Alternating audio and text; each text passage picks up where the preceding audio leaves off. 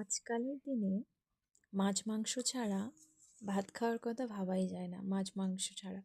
কিন্তু বন্ধুরা, শীতকালের নানা রকম সবজি দিয়ে তরকারি করলেও ভালো লাগে, কোনো ডাল বা বড়ি ছাড়াই। আজকে আমি রান্না করব শিম, ফুলকপি, মূলো একসঙ্গে রান্না করব। তো বন্ধুরা, এইভাবে অনেক সময় রান্না করতে খেতেও ভালো লাগে। সব সময় মাছ মাংস খেয়ে খেয়ে একঘেয়েমি হয়ে গেলে তখন এই সবজি রান্না করে খেতে দুর্দান্ত লাগে। প্রথমেই দেখুন বন্ধুরা, আমি ছোট ছোট করে সব কিছু আনাজ কেটে নিয়েছি।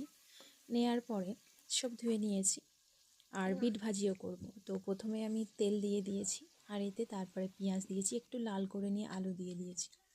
আলুটা একটু ভেজে নিয়েছি, নিয়ে নুন দিয়েছি। তারপরে আলুর যে রসটা মরে গেল, কেননা আলুটা সিদ্ধ হতে দেরি লাগবে, অন্যান্য সবজি সিদ্ধ তাড়াতাড়ি হয়ে যাবে। তো ফুলকপি দিয়ে দিয়েছি, শিম, মূলো একসঙ্গে দিয়ে দিয়েছি, দিয়ে একটু ভেজে নিয়েছি। নিয়ে নুন, হলুদ, জিরে, মরিচ আর আদা রসুন, এক্সট্রা কোনো মশলা দেব না, কারণ স্বাস্থ্যের পক্ষেও হানিকারক অতিরিক্ত মশলা খাওয়াটা। আমি অল্প মশলায় রান্না করি। তো বন্ধুরা, আমি আলাদাভাবেও সবজিগুলো ভেজে নিতে পারতাম, কিন্তু তাতে শরীরের পক্ষে ক্ষতি করবে, সেই জন্য আমি একভাবেই ভেজে নিয়েছি, হাঁড়ির মধ্যে ভেজে নিয়েছি। তাতে অল্প তেল লাগবে আর শরীরের পক্ষে খুবই উপকার। তো আমি এখানে ডিম ভাজি করে নিচ্ছি। ডিম ভাজিতেও আমি কাঁচা লঙ্কা, পেঁয়াজ অতিরিক্ত কিছু দিইনি, তেল দিয়েছি। দিয়ে আমি ডিমটাকে পেঁয়াজ, হালকা জিরে মরিচ আর নাম হলুদ, কারণ বাচ্চারাও পছন্দ করে এরকম করে করলে, এইভাবে ডিম ভাজা করলাম।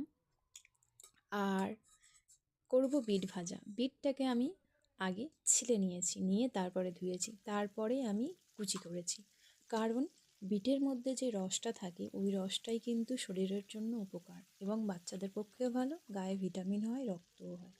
তো আমি বিট ভাজার জন্য সামান্য উপকরণ, কিচ্ছু না, তেল, পেঁয়াজ, কাঁচা লঙ্কা আর নুন। তাছাড়া কাঁচা লঙ্কা চিড়েও দেবো না, গোটাই ভেঙে দেব। তো এইভাবে আস্তে করে দিয়ে ভেজে নিলেই হয়ে যাবে বিট ভাজা। একদম স্বাস্থ্যকর খাদ্য, মাছ মাংস ছাড়াই খাবার। আমার এই খাবার খুবই পছন্দ।